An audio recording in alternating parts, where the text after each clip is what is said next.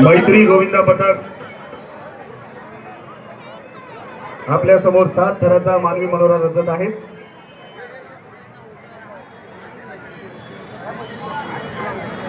उत्कृष्ट असा प्रयत्न